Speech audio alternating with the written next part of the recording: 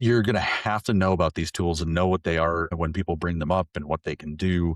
There's Mhm. plenty of jobs that are not going to have to be experts in every single tool that's out there, exactly what happens. But under having this concept of what it's doing, how it Yeah. works underneath, having played around with it, having seen what it can do for people at your company, I am a big proponent of AI as a bottom up kind of initiative. So Mm, talk to people about the problems they've got totally. instead of assigning like a center of excellence and say now AI is going to be everywhere.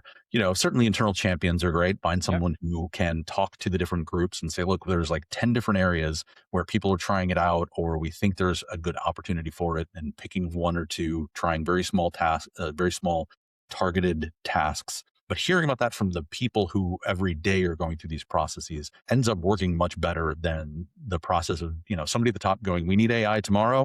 Yeah. Margaret, you're in charge of the AI initiative. Report back to me every month about how much These are AI we have these at the are the company. KPIs, these are the metrics, right? Yeah.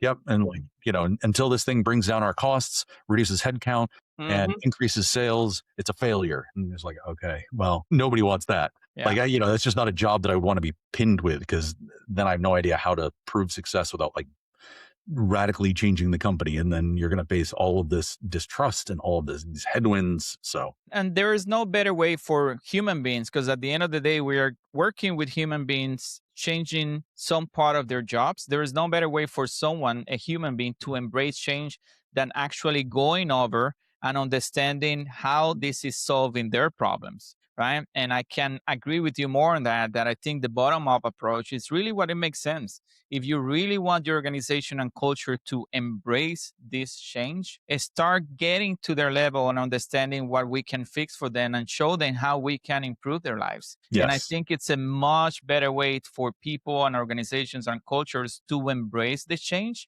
and move on as an organization, right? And they will continue to embrace it because, I mean, we all like doing things that adds more value to our daily jobs instead of just the manual tasks that are repetitive and no one like, right? Exactly. So it's just need to start there, but it will take leaders to really understand that how you approach this makes a total difference for the success of the implementation.